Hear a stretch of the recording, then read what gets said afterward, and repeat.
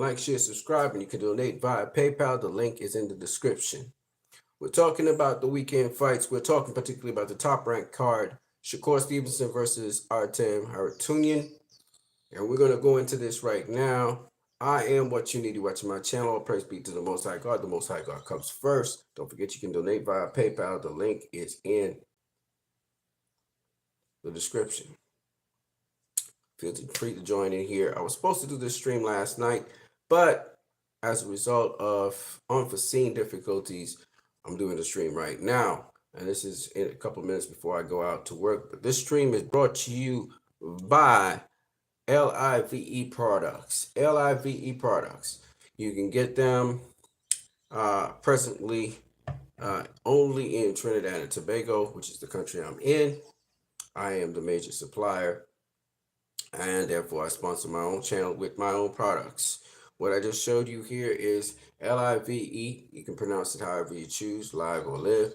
And this is the fabric softener. I also have dishwashing liquid soap, LIVE products, as well as I also have all-purpose cleaner or disinfectant, LIVE product. And also I have, in the line of LIVE products, I have liquid detergent, LIVE product. I'll also show you an array of drinks. LIVE provides drinks as well. The flavors are grapefruit, orange, fruit punch, sorrel, and Morby. But you can also get sometimes soursop. So LIVE products, if you are in the Trinidad and Tobago area, you can contact me. You can either inbox me here on YouTube, or you can contact the number 319-4788 and order your products today. If you want to, you can call by phone, or you can WhatsApp me at that number, or you can get me on Facebook. To get me on Facebook, simply look for the name Anson Phillip on Facebook. You will see a Superman icon of Henry Cavill, and you can inbox me there to place your orders. Let's get into it. So, Shakur Stevenson had quite a dominant performance against Artem Harutyunyan. Initially, he was somewhat fighting off the back foot a little bit, trying to get the tempo, trying to get the timing of Harutyunyan. But once he got that timing down, he basically put a beat down on Harutyunyan.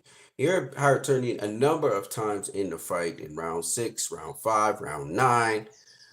He really was beating up Harutyunyan. It looked like he could have got him out of there, to be honest with you. He had some really nice, powerful body shots, and his body punching was just exceptional. But I just feel like Shakur did not counter Harutyunyan enough. That is, he made him miss a lot, or he caught a lot of shots, but he didn't make him pay.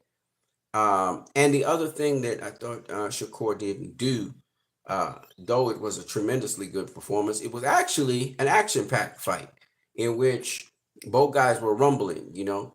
But I felt like Shakur was giving Harutyunyan too much leeway. What I mean by that is Harutyunyan would throw, say, for instance, a 3 or 4 or 5 punch combination, and Shakur would just block everything instead of trying to counter in between. And when he did counter in between, it was so effective. Now, from what I heard from Bozy Ennis in an interview, he seems to hear both his hands in training to get up to the fight. But even so, you know, he only got an opportunity, you know, in a performance one time. And I truly believe he just needed to let his hands go a little bit more, because his shots were more effective. He was the better inside fighter. He was the better outside fighter. He just didn't let his hands go enough. He was more defensively minded, and you're going to get hit with 1 or 2 clean shots. And he did get hit with 1 or 2 clean shots, but I think that his problem wasn't his power. His problem wasn't,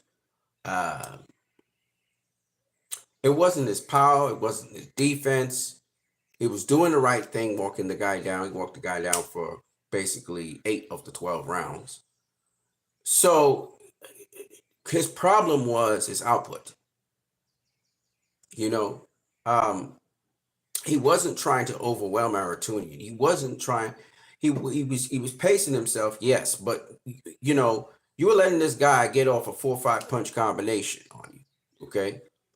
and nothing's fitting in between. You're just letting him fire off his thing. And I know he's trying to tire him out and everything too, but still at the same time, I felt like Shakur, he has more. He has more gears.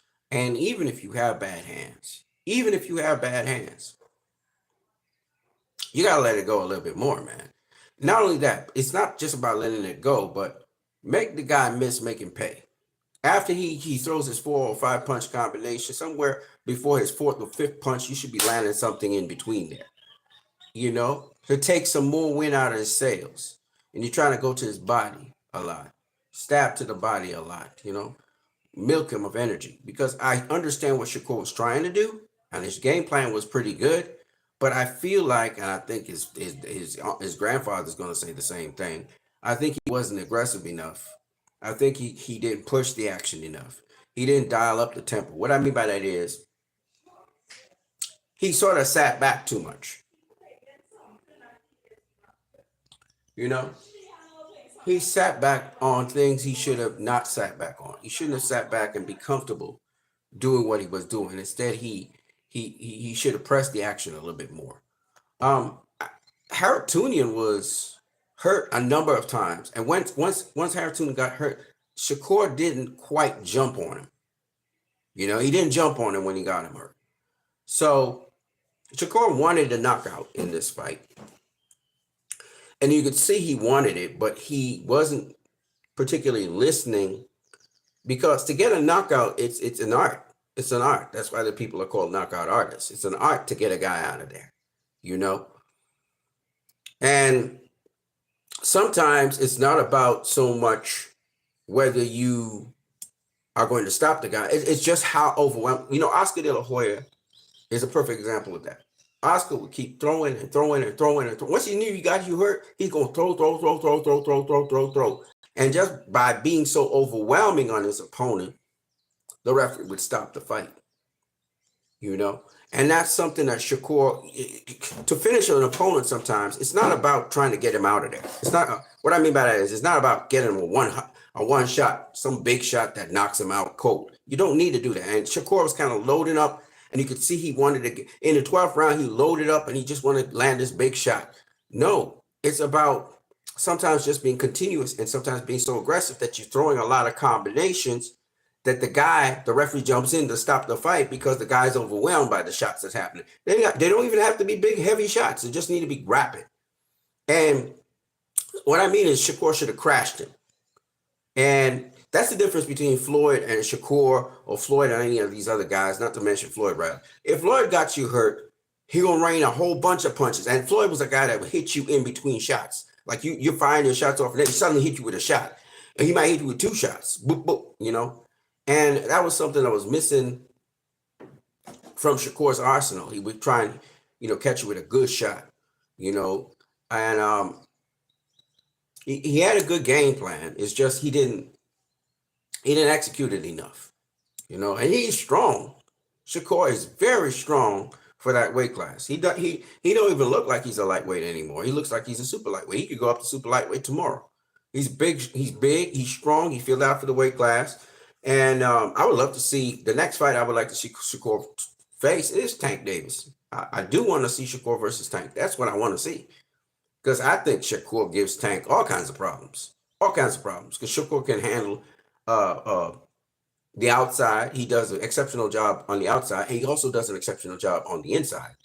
And the only thing with Shakur that all of us want to see is we want to see him dial it up a little bit more. Just turn up the dial a little bit more. You're still too defensive minded. If you want to get a knockout, it's not about just sheer power and sheer blows. You got power. We know Shakur has power. That's not the question. I listened to the thudding shots that was hitting Harutyunyan. Harutyunyan was not just going to go quietly into the night, right? You saw him throwing punches. He was willing to go out on the shield.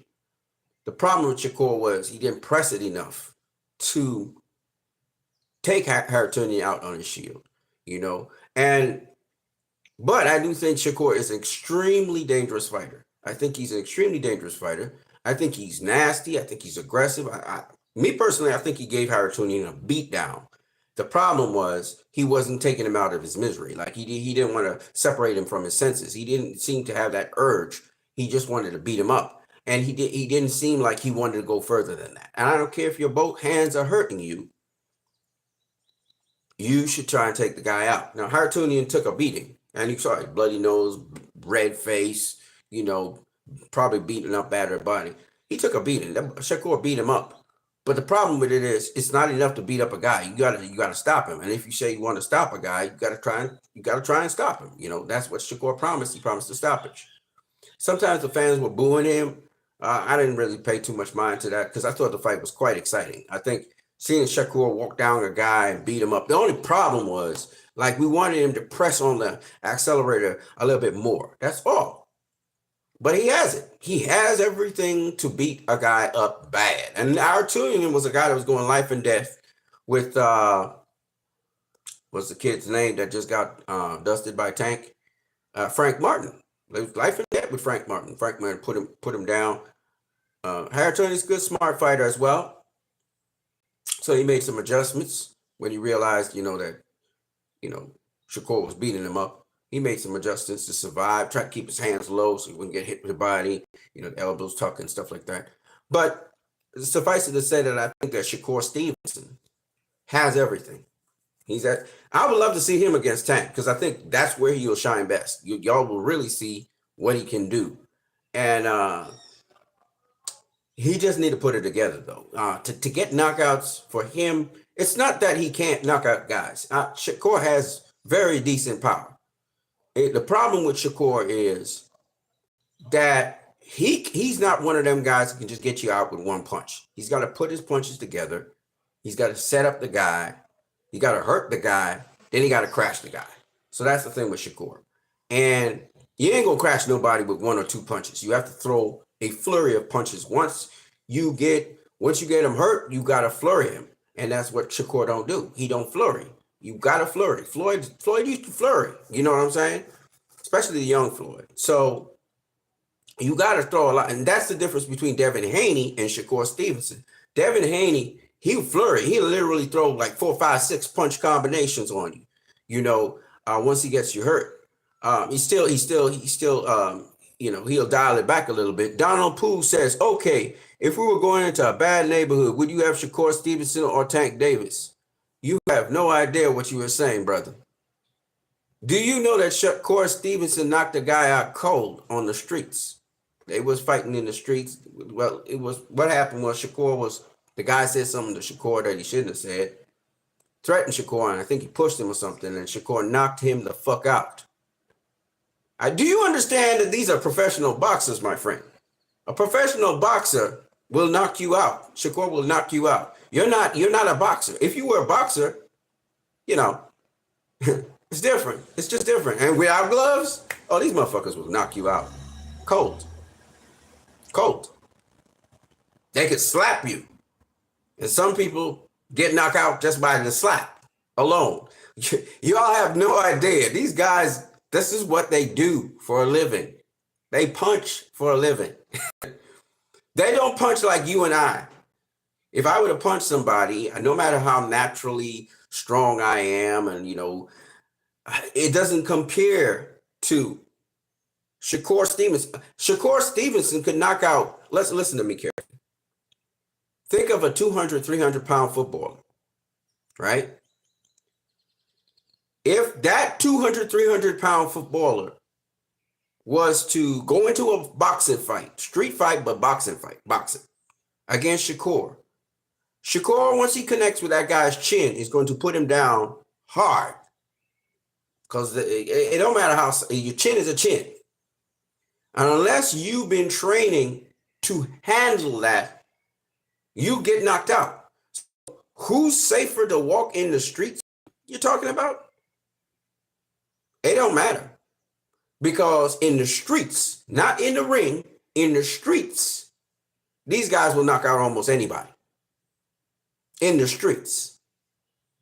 Okay? Right? So you have to understand the difference. It's not, professional boxing is not, I repeat, it's not, especially the elite professional boxer, They punch plenty hard. But if you are somebody who's a boxer yourself, and you may not be elite, but you may be, you know, up there, upper echelon boxer, you train your chin to take those punches. You've been training every single, you know, day or every other day. You've been training his neck muscles and the chin muscles to take punches. That's different.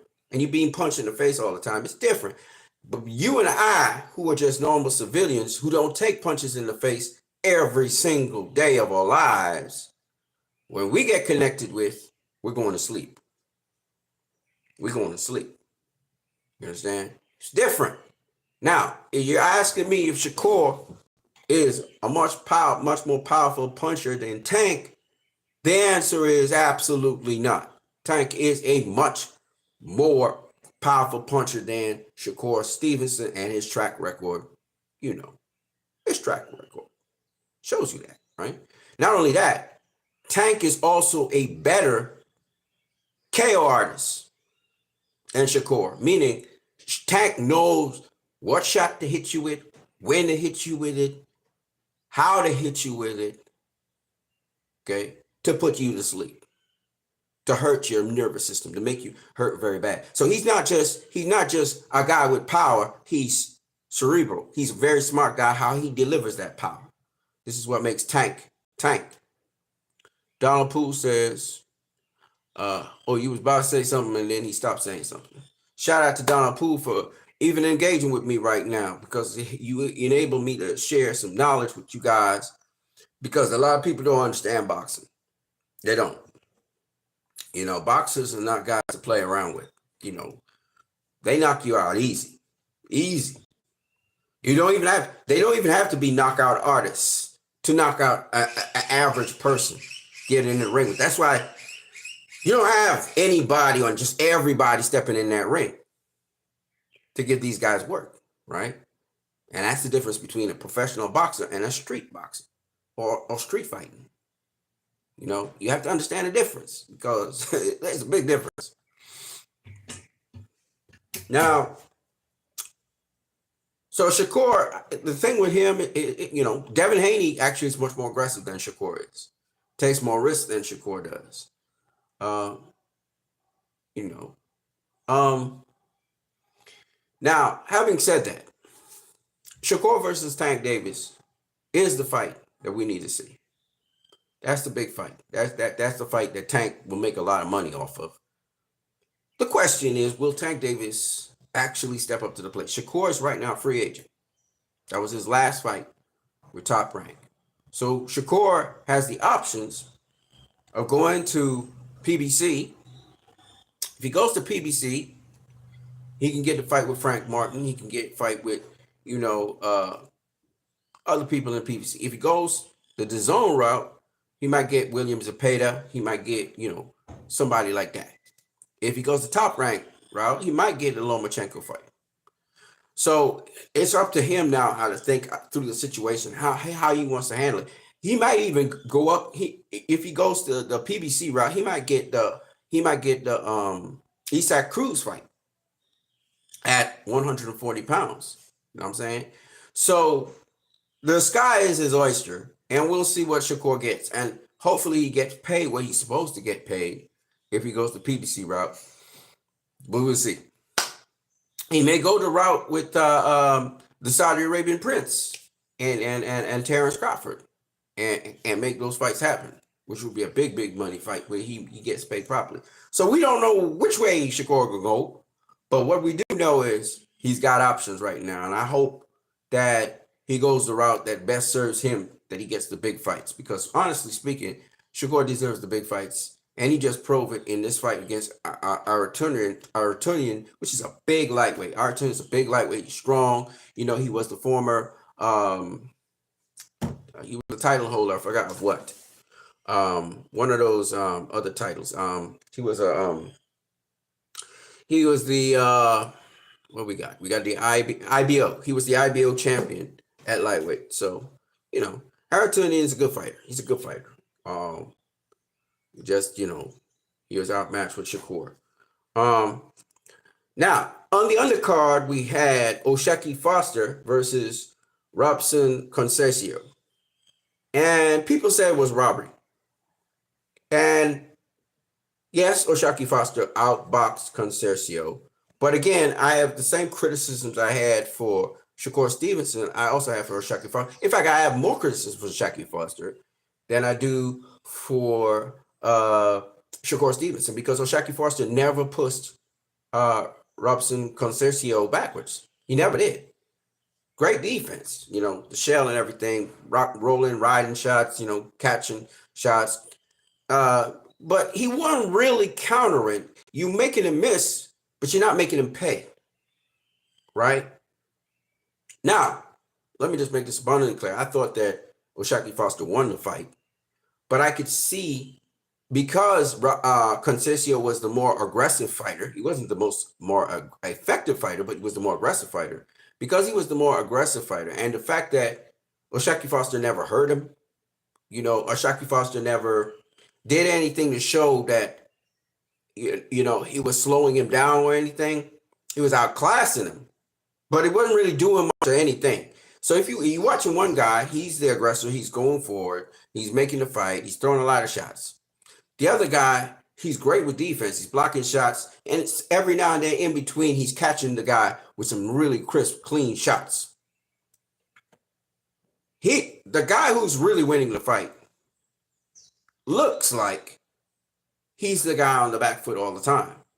Looks like, to the untrained eye, that the guy that's throwing more and is more active is landing more, even though he's not, right? So the appearance for someone who doesn't really know boxing like that, it looks like Conceicao is the guy that's winning the fight, for to the untrained eye, because Oshaquie Foster is not countering him enough. He's not catching him in between shots and making him freeze up, even though he hurt him once or twice in the fight. He never backed him up. He never backed him up. He never walked him down. He never showed, okay, I'm aggressive. I'm the aggressor now, to show that he's completely in control of the situation. And the other thing that may have swayed some of these judges, who we know they were inexperienced judges to start with, was probably the fact that Conceicao never tired. He never slowed down. He never slowed down. So how effective was Oshaquie Foster in terms of slowing him down? Right? Yeah, you're outboxing him. Fine. But are you being effective in outboxing him? Meaning, are you taking something out of him? Anything? Are you making him look stupid? None of that was really happening. So there wasn't this clear separation of Conceicao from Oshaquie Foster. He didn't make it obvious that he was in control. Now the commentators realized that, and other people in the know realized that. But to somebody who's a Nubian, somebody who's new to boxing, they would say Conceicao's winning the fight, right? So if you take it from that perspective, even though the judge is not supposed to be like that, they're supposed to know boxing like that. If you take it from that perspective, you could see how some of those judges out there would score it for Conceicao. And that's why they had it like a split decision win for Conceicao. It's ridiculous. It is a travesty to boxing, because these guys are supposed to know boxing. We have to wonder where the fix is in this whole thing. But for Oshaquie Foster, what Oshaquie Foster should learn is, I need to put an exclamation point, or make more of a point that I'm hurting this guy and I'm doing something to him and I'm effective in what I'm doing more. I always think of Lamont Peterson versus Danny Garcia. And Lamont Peterson was outboxing Danny Garcia early in the fight. And then he sat down on it and started beating him up later on in the fight. But they gave Danny Garcia the early part of the fight, because though Lamont Peterson was out moving and making Danny Garcia miss a lot, Danny Garcia was still landing some shots. Danny Garcia was still the aggressor. And so Danny Garcia won those earlier rounds, and it was sufficient enough that when Lamont Peterson was closing the show, Danny Garcia ended up with winning the fight. Now you have to ask yourself this question. When a guy says, I'm outboxing this dude, how effective are you? See, you can say, I'm making him miss, but are you making him pay? And when I say make him pay, I mean make him pay in a real way. meaning he's hurt. You have to hurt him. You got to back him up at least. You hurt him and back him up like Shakur did. Now you're doing something. You see what I'm saying? Shout out to Letitia Walker saying Shakur. Okay, what about Shakur? So smash the like button, people. Don't ask me where the like button is. I don't know what device you're using, but smash the like button. You can also donate via PayPal. So what I'm saying is that in the case of Oshaquie Foster, the take-home message for him is you gotta have a clear separation. It's one thing to outbox a dude, but it's another thing to make everybody see that you're outboxing a dude, that you're clowning him, that you're really outclassing him. And that wasn't the case with Oshaquie Foster. Particularly, you gotta catch him in between the counter, freeze him up, hurt him. Because a guy who's relentless, particularly, you might be able to stop him, but you'll hurt him. And then how you hurt him and you just clearly get out the way. You clearly get out the way of the dude. And then at some point, you have to hurt him enough, or you have to do something enough to back him up. Whether it's using your speed and your quickness or your angles to push him back. See, when you can show that I can push him back, I can make him miss, I can counterpunch him, I'll do whatever I want in that ring. Once you're showing that, you have to convey that to the judges, that you are the one in command of this fight. This is not a tit for tat fight in which he got to throw his punches and then I get to throw my punches. Never mind, he ain't landing nothing. No, it has to be where I control what he throws. I make him hesitate to throw. I make sure he's out of position so that when he throws, I counter him. I have to look like I'm the one. This is my show. This is not his show. This is not competitive. That's what you have to do. You have to make a statement like that when you're trying to outbox a fighter. That's what Floyd Mayweather did. That's what Pernell Whitaker did. They didn't always knock out the guys, but they showed that I'm in a different class to this dude. He looked like an amateur when he faced me. That's what you have to do. It has to be a separation of yourself. They can't rob you when you do that. So Oshaquie Foster was robbed because the fight looked like a fight. It looked like a fight. DJ Russ says, hi, what you need? How are you doing today? I believe Oshaquie Foster from now on will try to be more dominant with his opponents. I believe the judges will favor him more. Same problem with Masvidal and Diaz. Well, I don't really watch UFC, so I can't really talk about Masvidal and Diaz. But yes, you are absolutely correct. You have to separate yourself from these guys. You have to show you don't have to be in a war, but you have to separate yourself from them. And you have to do specific things to show I'm the ringmaster here. I'm in control of everything that's going on. I'm the one you need to watch. You're watching me. You're not watching that guy. You're watching me. Okay? And that's a way to steal the show. That's a way to steal rounds even. Because now you're saying I'm the star here. That guy's not the star. That guy, he came in to make me look good. Right? That's the key in boxing. And guys like Floyd and Oscar and Pernell Whitaker, modern day guys who do that now are like this kid, what's his name? Dimitri Bivol. He's a guy, he always looked like he on another level to his opponent. He always looked like he's in some other sphere, right? You got Terrence Crawford, you got who else? Tank, right? These guys, they're able to get your attention and they're able to dominate.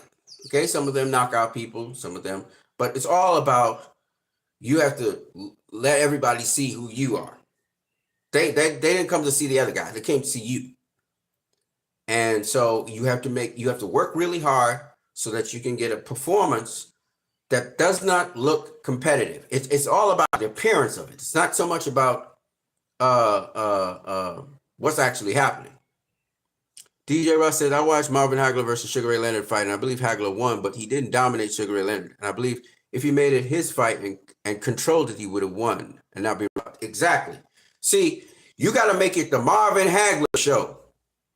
But what happened was it became the Sugar Ray Leonard show, right? Everybody's eyes was on Sugar Ray Leonard because Sugar Ray Leonard stole the show. How did he do it? A number of little tricks. Flurries at the end of the round to steal the rounds.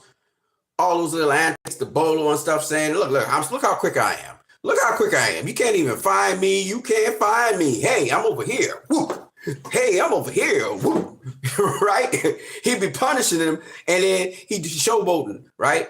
And so he tricked everybody into saying, it's the Sugar Ray Leonard show. This is the Sugar Ray Leonard show. And he stole the fight from Marvin Hagler. You see what I'm saying? And that's the key. You see, it's entertainment. It's entertainment. And you have to have that confidence. You have to have that swag. You have to have all that hard work you put in to make sure you separate yourself from the other guy. You have to separate yourself from the other guy. Mike Golden says someone needs to let Shakur know that the way he fights, us fans will never pay to watch that. Unfortunately, he will always be a free TV fighter. I don't know about that, my friend. I'm going to say it again. Shakur actually put on a nice performance against Artem Harutyunyan. Harutyunyan's a difficult fighter, period. But the thing about it is he mixed it up with Harutyunyan very well. But the problem with Shakur was he didn't let his hands go. The same thing we criticize Adrian Broner for. He's a much more extreme version. Shakur needs to let his hands go a little bit more. And when I say a little bit more, I mean, when Harutyunyan starts throwing those combinations, you got to make him pay. You can't let him throw off those combinations and get away with nothing. He just drains some of his energy. You need to hit him where it hurts. Get him with a shot in there and take some of the steam out of him. Because Shakur was actually breaking down Harutyunyan. He was actually breaking him down. If he had pressed the action a little bit more, not try to land with no big shots. He was trying to throw big shots in the 11th and 12th round. And that's where you set it up, touch him, work him, you know, that's it. And then throw a couple combinations at him. Keep it busy, you know, and he would have got him out of there. He was hitting him with some shit. He was hitting him with some shit, I'm telling you. He was hitting him hard. Mike Golden said, but the majority of fans want to see excitement. No, they want to see knockouts. I'm just saying that no network will put him on pay-per-view. You have to bring excitement. You got to bring knockouts. You got to bring knockouts. That's what you're basically saying. But in terms of excitement, he gave plenty of excitement that night. It's just that you got to press on the gas. Now, Shakur would look much more exciting against Tank because Tank's a dangerous fighter. So that in and of itself is going to be exciting. So a Shakur versus Tank, or a Shakur versus a Haney, or a Shakur versus Lomachenko would be a way more exciting fights than Shakur against Harutyunyan, who the hell is Harutyunyan, right? That's what you guys would be saying. So who's this nobody? Well, this nobody can fight. And we saw him against Frank Martin. We know he can fight. So Harutyunyan, he's a very good fighter, smart, cerebral fighter. So the fact that Shakur even handled him like the way he was and even backing him up and walking him down was very impressive to me. That wasn't the problem. He said, I'm gonna knock him out, and he didn't deliver that. And that's what everybody was disappointed about that. They started booing because it was like, we want to see that knockout. And he didn't deliver it. And the reason he didn't deliver it was because he was waiting too long on the guy. He was giving the guy too much leeway to recoup. When he hurt him several times in the fight. He didn't jump on him. DJ Russ says, even though Thomas Hearns was knocked out later by Sugar Ray Leonard, later in their first fight, Hearns dominated Sugar Ray Leonard more than Hagler did when he fought Sugar Ray Leonard. Oh, yeah, absolutely. He fucked up Sugar Ray Leonard's eye. He fucked up his eye, for crying out loud. Yep. It was an exciting fight, though. I'm not going to lie. But Hearns, you know, Hearns punches like a mule. Everybody knows that. He knocked out Roberto Duran. I mean, he knocked out Roberto Duran. I mean, he put him to sleep. Hearns actually in the second fight knocked down Sugar Ray Leonard 3 times, if I'm not mistaken. Twice or 3 times. Yeah, Hearns a beast. Everybody know that. You know, he could punch. But that wasn't his Achilles heel. Sugar Ray Leonard found it, which was, you know, tap him to the body. You heard them whole fight. They were saying, the body. You know, he can dish it out, but he can take it. You know, shout out to Thomas Hearns, though. Yeah, Hagler didn't dominate. He didn't show why he's called Marvin Hagler against Sugar Ray Leonard. He was calling Sugar Ray Leonard a pansy, and he's a sissy, and he's running. We couldn't catch him. Couldn't catch him. You know, and Sugar Ray Leonard was just, I mean, everybody couldn't, I mean, it is what it is. You know, separate yourself from the other guy. Made the other guy look stupid. You know what I'm saying? When the guy's flurrying, what did Sugar Ray Leonard do? I'll flurry him, right?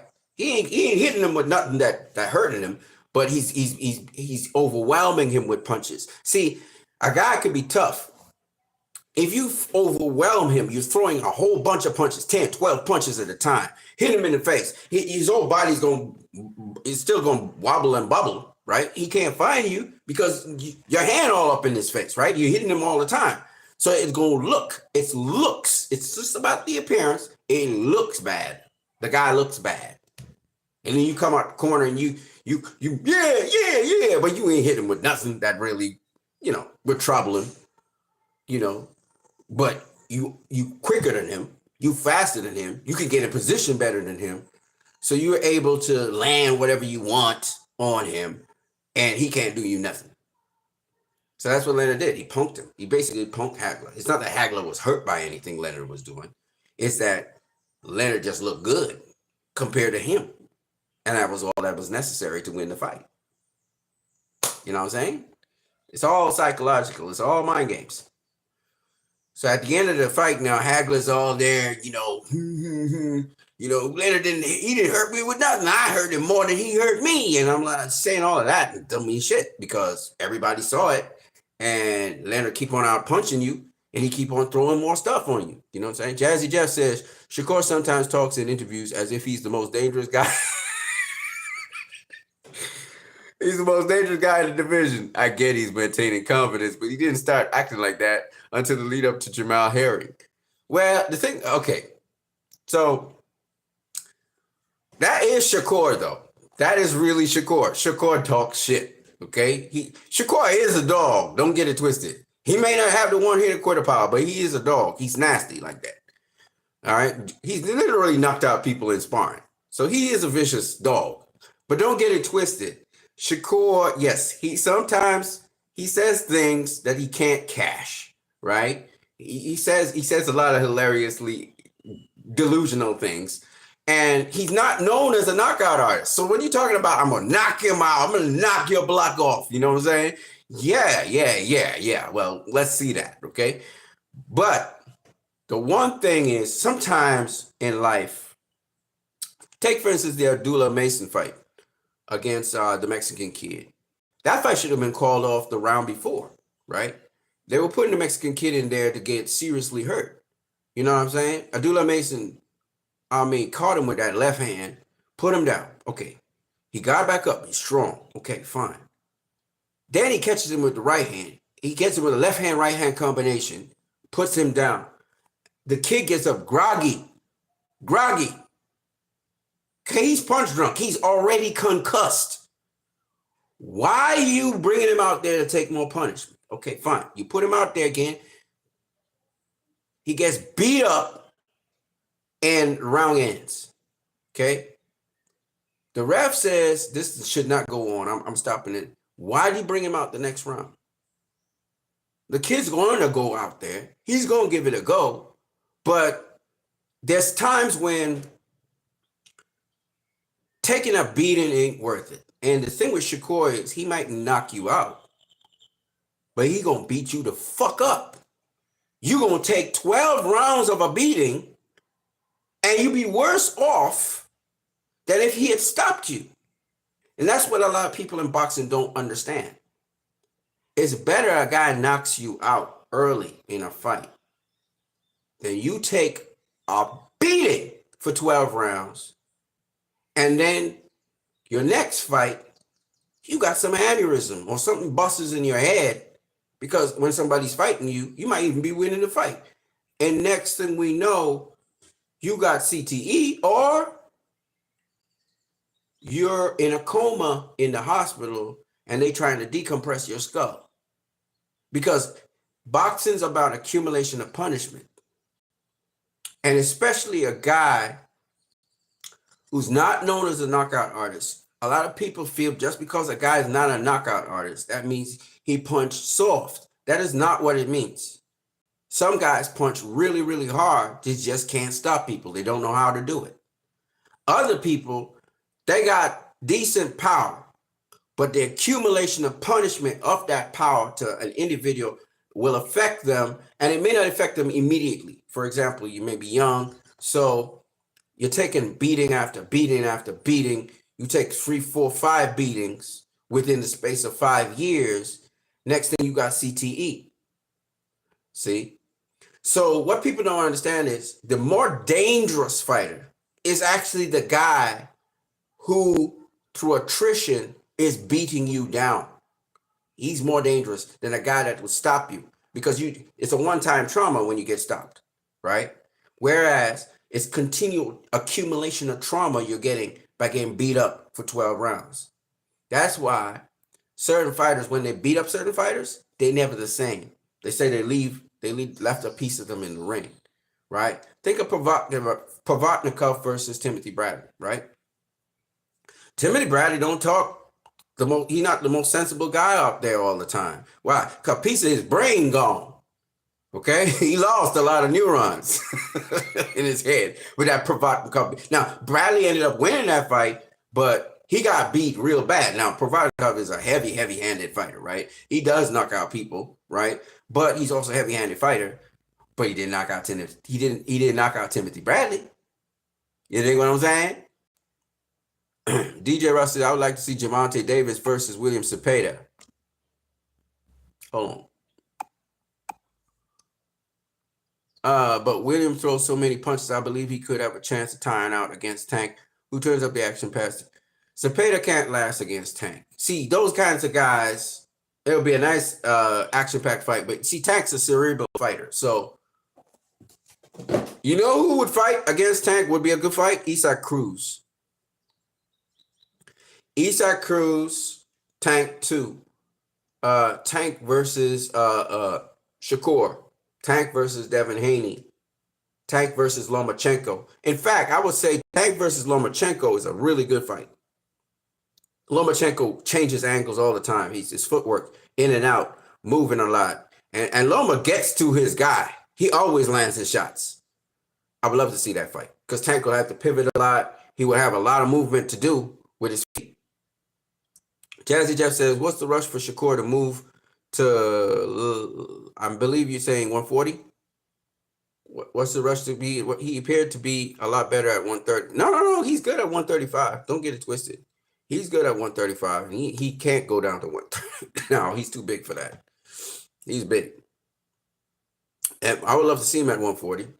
I think he's big enough to handle all those guys at 140. The thing with Shakur, I think a lot of people just don't understand. The dude's big, he's strong, and he's committed to boxing. And it's just that certain things still not quite, he don't quite have the full package yet. You know what I'm saying? It will take a fighter to push him to that next level where he has to use combinations, where he has to jump on a guy and finish a guy and that kind of thing. You know, he's really, really good at what he does, but sometimes he holds back. He holds back too much. That's the problem with him.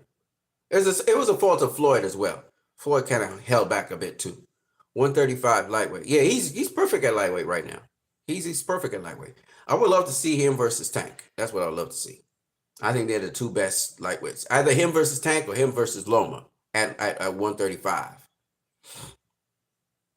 Either one. You know, William Cepeda versus Tank, I don't want to see shit like that. William Cepeda not even a world champion. Why would I want to see him versus Tank? Tank hasn't fought a world champion in a good minute. Let him fight Shakur. That's a step-up fight for Tank. Step-up fight. Believe it or not, Tank hasn't fought anybody like Shakur ever. DJ Russ says, what do you think of the heavyweight division? Do you think they should just rename cruiserweight heavyweight and make a super heavyweight division? No. They already got Bridgerweight and all that kind of crap. I think the heavyweight division is in good hands. I like Alexander Usyk. I mean, he did give up the belt. And Anthony Joshua and what's the kid's name? Daniel Dubois. They're gonna be fighting for that IBF title. Sounds good. I mean, I'm not mad about that. I just would like to see Anthony Joshua versus Tyson Fury. But yeah, if it's Daniel Dubois, Daniel Dubois is on a hot streak. I think Anthony Joshua will beat Daniel Dubois, but then Daniel Dubois may shock me. Who knows? We'll see. Um, but if Anthony Joshua wins the title again, and Tyson Fury loses to Usyk again, which I think he will, Usyk versus Joshua 3, not as appetizing as say Usyk versus maybe I don't know. He beat everybody. He beat Joshua. He beat Tyson. Who he got to beat? He said he's going to retire after. Those were the top guys. Those were the hot guys. Wilder ain't doing nothing now. He's getting beat up. So it don't make no sense facing Wilder right now. But Wilder versus Usyk would be fun. I got Usyk stopping Wilder. You know, Usyk's the dude, man. Usyk's the dude. I don't think there's anybody who would beat Usyk right now.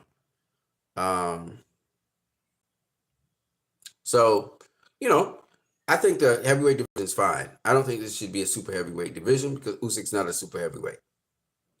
And he be beating super heavyweights, so size don't matter. You know what I mean? I would love to see him face maybe Deontay Wilder before he goes. Who else? Who else is there out there? He beat Daniel Dubois. He beat AJ. You know what I mean? Jazzy just says AJ versus Wilder would still be big. AJ would knock out Wilder. At this point in time, AJ would knock out Wilder. DJ Russ says, I can't wait to see Artem Beterbiev versus Dmitry Bivol whenever it happens. Problem is, man, Beterbiev keep on running, man. He always making some stupid excuse not to face Bivol. And he's trying to age himself out, I guess, before he faces Bivol. So he say, oh, Beterbiev was old. It's just not cool. Bivol will eat him for lunch. I've been saying this from the get-go. Bivol will beat his ass and make him look stupid. And Beterbiev doesn't want that. He don't want that smoke. He always ducking out of the fight. Always ducking out of the fight. You know what I mean? He's in the witness protection program at Top Rank. He's happy to just, beat everybody else but Bivol. He's not interested in facing Bivol. Trust me. He don't want that smoke. you know the real ones, right? Bivol's one of them.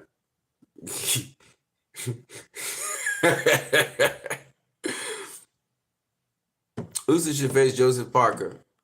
That's a good fight. I mean, I don't mind. Parker's hot.